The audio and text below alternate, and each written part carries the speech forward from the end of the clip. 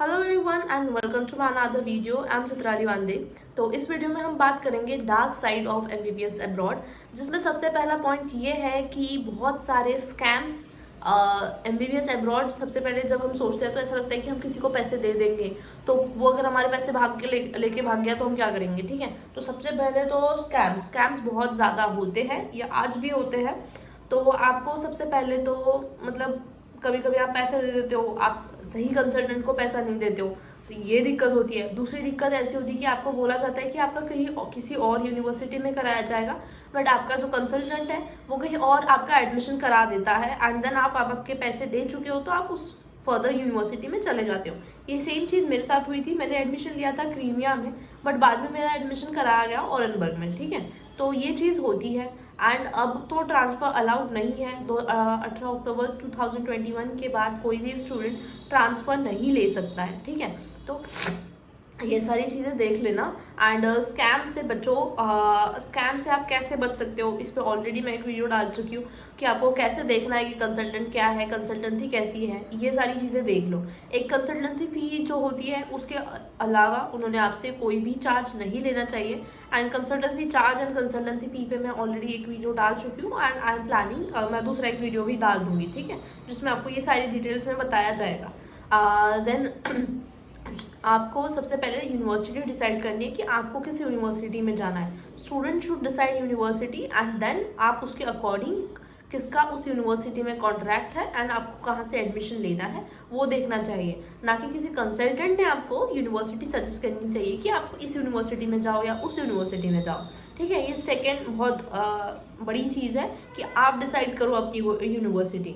Then and बहुत बार ये बहुत ज़्यादा ये चीज़ होती है कि वो उस यूनिवर्सिटी में है इसलिए मैं जा रहा हूँ या मैं जा रही हूँ। मेरे घर के आजू बाजू 3 4 5 6 घर छोड़ के एक भैया थे, वो वहाँ गए थे इसलिए मैं किर्गिस्तान जा रहा हूँ या इसलिए मैं जॉर्जिया जा रहा हूँ। ये आपका रीज़न बिल्कुल भी नहीं होना चाहिए जाने के लिए। ये सबसे गलत चीज़ है। वो तो वहाँ से चले गए एंड वो वहाँ से आ भी जाएंगे। अगर आप उनके भरोसे पे जा रहे हैं तो क्यों जा रहे हैं करके। आपको अगर जाना है तो आप खुद के इस पे जाइए कि हाँ मुझे जाना है और मुझे एमबीबीएस करना है। वो गया था या वो गई थी इसलिए मत जाइए, या उस कंसल्टेंट से गई थी या उस कंसल्टेंट से वो गया था इसलिए मैं जाऊंगी, ये गलती भी मत करिए। ज़रूरी नहीं है कि आपके घर से 2 4 घर या फिर आपके रिलेटिव में दूर के मामा के चाचा के बेटा जहाँ से गया था आप भी वहीं से जाओ। आप अपना अपना दिमाग लगाओ और भेड़ चाल में ना जाते हुए खुद पता करो कि आपको कहाँ जाना है करके। और ज़रूरी नहीं है कि आपके साथ कोई ना कोई हो, आपको कोई ना कोई वहाँ पे मिल ही जाएगा। ऐसे नहीं कि आप वहाँ पे जाके अकेले रहोगे। बट अगर आप इस बेसिस पर डिसीजन लोगे कि जो भी आपके नोन में है वो आपका उस यूनिवर्सिटी में गया था इसलिए आप उस यूनिवर्सिटी में जाओगे, तो हो सकता है कि आपको कोई दिक्कत आए या फिर आप उस यूनिवर्सिटी की फ़ी अफोर्ड ना कर सको। फिर भी आप अपने पेरेंट्स को प्रेशराइज कर रहे हो कि नहीं मुझे उसी यूनिवर्सिटी में जाना है, भले ही आप उस यूनिवर्सिटी का बजट अफोर्ड नहीं कर पा रहे हैं। तो ये गलती मत करिए।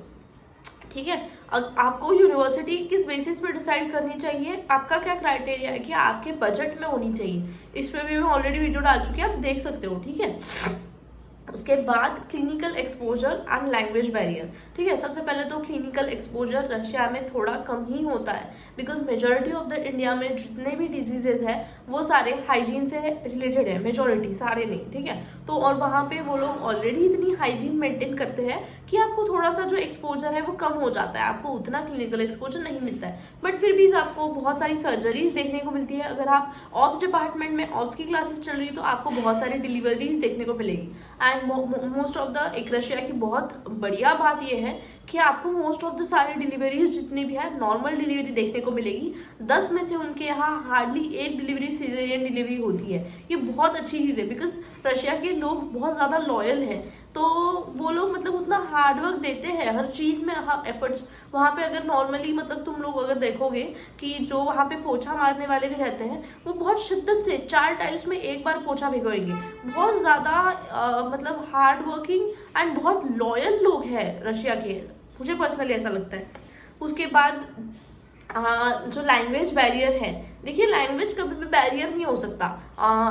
अगर आप नहीं पढ़ रहे हैं, बहुत लोगों को लगता है कि यार मैं रशियन लैंग्वेज सीख के क्या करूं, मुझे तो इंडिया में ही जाके पढ़ना है, तो तब वो एक ऐसा बैरियर एक्ट करता है। बट वही आप एक उसे ऐसे ले कि हाँ आपको एक नई चीज़ सीखने को मिल रही है, आपको एक लैंग्वेज आ रही है। कितने तो भी लोग बिना यूज़ के इंडिया में कितनी सारी लैंग्वेज सीखते हैं, फ्रेंच, जर्मन, रशियन। तो आपको वैसी एक लैंग्वेज सीखने को मिल रही है जिसका आपको आगे यूज़ आएगा ही आएगा कहीं ना कहीं। तो वो लैंग्वेज अगर आप अच्छे से सीखते हैं तो आपकी जब मतलब हॉस्पिटल में आप जब इंटर्नशिप करेंगे या फिर आप हॉस्पिटल में पेशेंट्स की हिस्ट्री लेंगे तो उस वक्त तो जो आपको पेशेंट्स बोलेंगे वो जितने अच्छे से आप लैंग्वेज समझेंगे उतनी अच्छे से आप पेशेंट्स की कंप्लेंट समझेंगे। तो एक लैंग्वेज आना कभी भी एक एडवांटेज ही होता है, ठीक है। और जो आपको वहाँ की लाइसेंस एग्जाम देनी है वो रशियन लैंग्वेज में ही देनी है, इसलिए आपको रशियन लैंग्वेज आना अच्छे से इम्पोर्टेंट है। बट नहीं भी आई तो भी ठीक है, ऐसी कोई बहुत डिफिकल्ट एग्जाम नहीं होती है, ठीक है। एंड उसके बाद अगर आप लैंग्वेज सही से नहीं सीखते हैं तो पेशेंस ऑलरेडी कम है, उसमें से भी अगर आपको नहीं लैंग्वेज आएगी तो थोड़ा सा आपका एक्सपोजर वो और कम हो गया। बट अगर आप उसको कोप अप करना चाहते हैं तो आप इंडिया में जब 2-3 महीने के लिए छुट्टी के लिए आते हैं तो वहाँ पे यहाँ पे आने के बाद आप प्रैक्टिस कर सकते हैं, ठीक है। सबसे बड़ा डिसएडवांटेज ये ऐसा है अब्रॉड का कि आपको बहुत ज़्यादा फ्रीडम मिल जाता है, बहुत बच्चों को सेल्फ कंट्रोल नहीं रहता है। एंड जो तुम्हें मतलब फैमिली हमेशा टोकती रहती कि ये मत करो, वो तो तुम्हें वहाँ पे मतलब कोई बोलने वाला नहीं, अचानक से तुम्हें बहुत ज़्यादा फ्रीडम मिल जाती है। तो वो आप पे है कि आप उस चीज़ को कैसे लेते हैं, बिकॉज वहाँ पे रशिया में मतलब ये सारी गलत चीज़ें करना अब बहुत ज़्यादा आसान है। तो वो इट्स ऑन यू कि आपको क्या करना है, कि आपको पढ़ना है कि आपको ये सारी चीज़ें करनी है। एंड आप सोच रहे कि अगर आपने एक बार स्टार्ट कर दिया ना देन वो दलदल है, आप फंसते जाओगे, then there is no coming back. तो आपका सेल्फ कंट्रोल होना सारी चीज़ों पे, टू बी ऑनेस्ट वहाँ पे सिगरेट सस्ती मिलती है, वहाँ पे दारू सस्ती मिलती है। तो आप या फिर ड्रिंकिंग का प्रॉब्लम बहुत बच्चों का स्टार्ट हो जाता है, पेरेंट्स को लगता है कि हमारे बच्चे पढ़ रहे हैं या पढ़ने के लिए पैसा मंगा रहे हैं, बिकॉज उन्हें वहाँ की रियलिटी नहीं पता होती है एंड बहुत सारे बच्चे पैसे मंगाते जाते हैं। तो ये सारी चीज़ें अगर ना करो तो ज़्यादा बेहतर होगा। एंड खुद पे एक सेल्फ कंट्रोल रखो और अपने ऐसा नहीं है कि तुम अपनी लाइफ भी इंजॉय ना करो, लाइफ को भी इंजॉय करो, पर पढ़ाई आपकी प्रायोरिटी होनी चाहिए। एंड आप एक बैलेंस बना के चलो। मैं ये नहीं सपोर्ट कर रही हूँ कि आप ड्रिंक करो या फिर आप स्मोक करो, मैं इन चीज़ों को सपोर्ट नहीं कर रही हूँ। बट मैं ये भी नहीं कह रही हूँ कि आप 24 घंटे पढ़ते रहो। एक बैलेंस बना के चलो आपके हिसाब से, अब जिसको जो कंफर्टेबल लगे वो करो, मुझे कोई दिक्कत नहीं है। बट आप प्रायोरिटी आपकी पढ़ाई होनी चाहिए। ऐसा नहीं होना चाहिए कि आप सो रहे हो, क्लास नहीं जा रहे हो या इन सारी चीज़ों की वजह से आपकी स्टडीज अफेक्ट हो रही है, देन वो चीज़ गलत है। ऐसे भी वो चीज़ गलत ही है, ठीक है। तो नेक्स्ट गाइडलाइंस के लिए ऑलरेडी मैं वीडियो डाल चुकी हूँ कि क्या गाइडलाइंस है, कौन सी कंट्रीज गाइडलाइंस फॉलो करती है एंड कौन सी कंट्रीज में आपको कौन सी यूनिवर्सिटीज़ में जाना ज़्यादा बेहतर होगा। तो वो सारी चीज़ें देख लो। उसके बाद एक बार कुकिंग सीख लो। कुकिंग आना बहुत इंपॉर्टेंट होता है, भले ही आपका मेस हो फिर भी आपको कुकिंग आना चाहिए। अगर जाके बैठ जाओ कैसे थोड़ा देर किचन में अगर वक्त बताओगे तो अपने आप सीख जाओगे। ऐसे तुम्हें कोई करने की ज़रूरत नहीं है, क्योंकि नीट की वजह से या फिर पढ़ाई की वजह से किसी के माँ बाप, किसी की मम्मी मुझे नहीं लगता कि खाना बनाना सिखाती होगी, तो आप सबको हाथ में ही मिलता है तो थोड़ा सा डिफिकल्ट होगा। उसके बाद वहाँ जाने के बाद आपको सीनियर्स के साथ कांटेक्ट करो, सीनियर्स से बात करो। अगर तुम्हें हेल्प चाहिए तो उनके पास जाओ। मतलब ऐसे एम्बेरस मत हो या फिर हिचकिचाओ मत कि मैं कैसे बोलूँ या कैसे मांगूँ, बिकॉज सीनियर्स आपकी बहुत ज़्यादा हेल्प कर सकते हैं हर एक चीज़ में आपकी पढ़ाई से लेकर के आपको। बिकॉज द थिंग इज कि आप जो अभी ज़िंदगी आप स्टार्ट कर रहे हैं वो भी वो ज़िंदगी कभी उस फेज के थ्रू जा चुके हैं। तो इसलिए सबसे पहले तो अपने सीनियर्स की रिस्पेक्ट करो। इंडिया की तरह नहीं है वहाँ पे रैगिंग तो का तो कोई क्वेश्चन ही नहीं होता वहाँ पे। बट अगर आप उनकी रिस्पेक्ट करोगे तो आपको वो एक सही गाइडेंस देंगे जो कि बहुत इंपॉर्टेंट होता है, ठीक है।